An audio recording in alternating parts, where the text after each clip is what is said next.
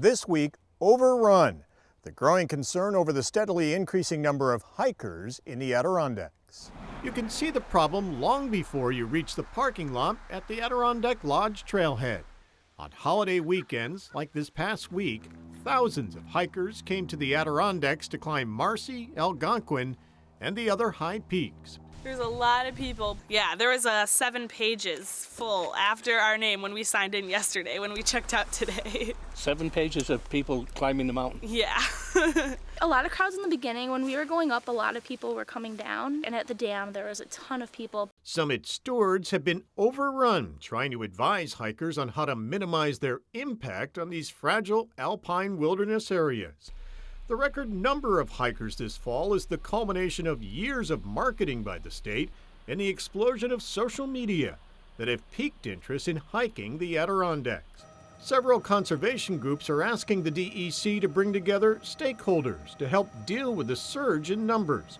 The state and tourism groups have collaborated on a new website that lets hikers know when the high peaks are crowded and recommends some of the many other trails and smaller mountains in the Adirondack Park. And does it make sense to explore a short reroute instead of... You could start looking at knocking in a reroute right here. One of the mountains that may see an increase in traffic is Poke-O-Moonshine in Chesterfield, which is already feeling the effects of being a popular hiking destination.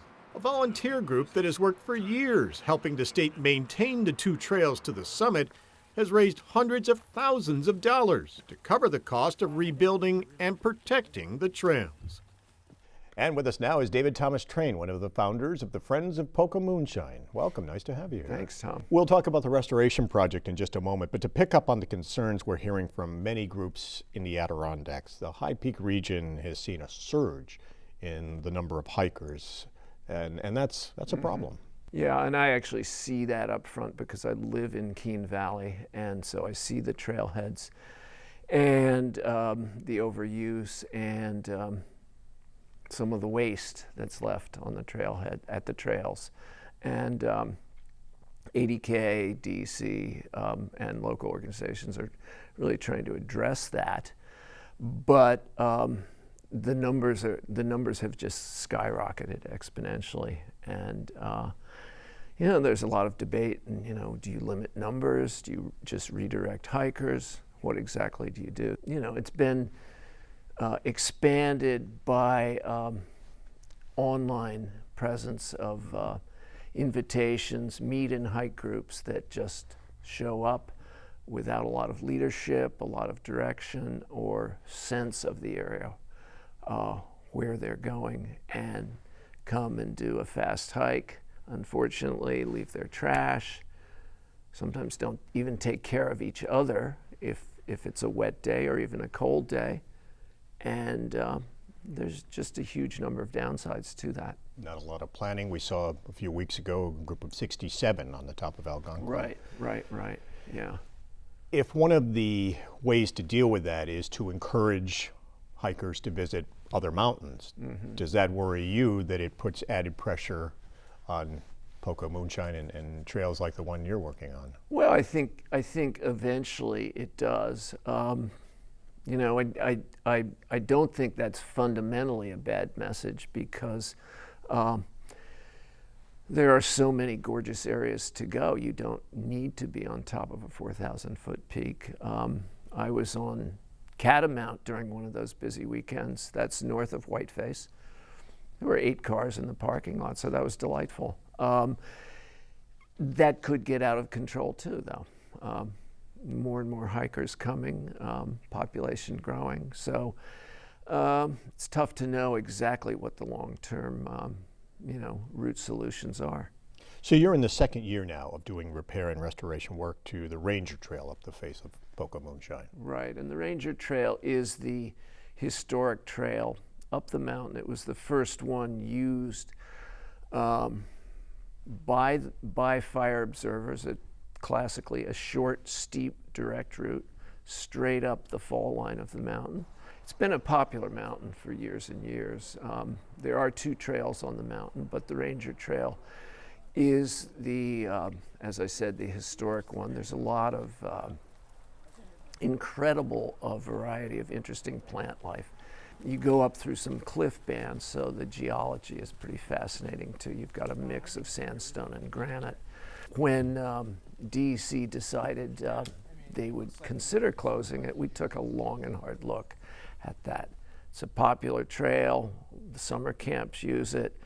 It's the quick way up the mountain. It's very scenic. And after about a year of consideration, we bit the bullet and said, we're gonna raise the money. DEC doesn't have the money to maintain 2 trails on the mountain, so we will do it. And we've been astounded by the response. Now, when we caught up with you last summer, was the original goal to raise about $50,000, and have you far exceeded that? And was that out of necessity, that you're doing a lot more work, or it's costing more than you thought? The initial estimate perhaps was a bit cursory. That was revised upward to $125,000. Then that was revised upwards again when the trail crews could really take a long, hard look at the deterioration on the trail and the rock work needed. That was revised upwards, if you can believe it, to $350,000. The good news is, one, the incredible generosity of foundations, locals, businesses, and we've raised just shy of $200,000 at this point in pledges and donations. The other good news is that the trail crews were able to take another hard look at the route of the trail, and we now have agreed upon and permitted by DEC and the APA a reroute on the upper part of the mountain that's going to save us $100,000 because it's on gentle terrain. It will be able to essentially be put in 2 weeks rather than 2 seasons of rock work in an eroded gully where the trail presently goes. So we're coming in way under budget, if you will. And we're trying to raise a little bit of an ongoing trail repair fund too. So the quality of the work that's being done right now is just astounding. And talking to the trail workers and looking at the rock water bars and rock steps, and I'm just amazed. It's actually quite gorgeous, and it's fun to walk. So, is that the majority of the work, rock work? A fair amount. You know, as we said, it's a steep trail, a lot of traffic, you know, which we're experiencing high peaks, and you know, a fair amount at Poke-O on a steep trail causes washouts and erosion. So that is the present condition that led DEC to say, my God, this trail is in pretty bad shape. And we acknowledge that we as volunteers could not keep up with it. So some very eroded sections that are steep, and we certainly don't envision having rock steps all the way up the mountain. That would be no fun. I think that would perhaps keep hikers away. It might keep me away. But where needed, well-engineered, sturdy, solid, rustic-looking rock staircases. And as I said, I just walked 130 rock steps that have been put in the last 3 weeks. And it's just beautiful stonework. The artwork is amazing.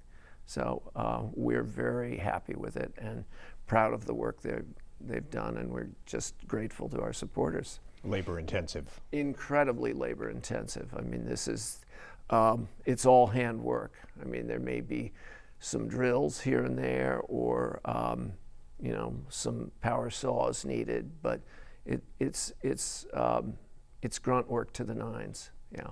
So this isn't work that can be done by volunteers. You really need experts to do this. Yeah, they are doing what's called quarrying these rocks from the mountainside, again under permit from DEC, from areas off the trail, and they set up cable and winch lines and put some of these large rocks. They have to move them in harnesses on pulleys down the cable or up the cable. So it's intricate, it's somewhat dangerous, it's absolutely out of the league of volunteers. These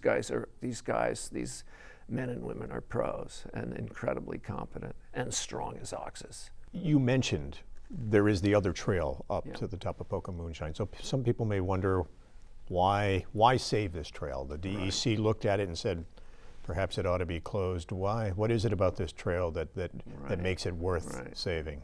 Well, just as you were talking in the opening segment about spreading use out over many mountains, you want to spread use out over one mountain too.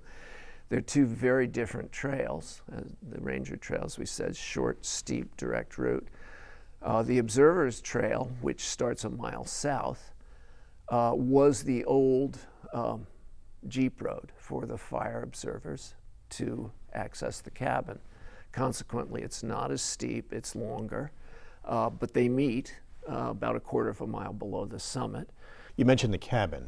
There's a fire tower on top of Poke-O-Moonshine that really the Friends of Poke-O-Moonshine many years ago worked to save that, to preserve that tower. Was that really what brought the group together originally? Originally, absolutely, because the tower was slated for removal, and Adirondack Architectural Heritage worked to get that tower and a number of others on the state and national register of historic structures.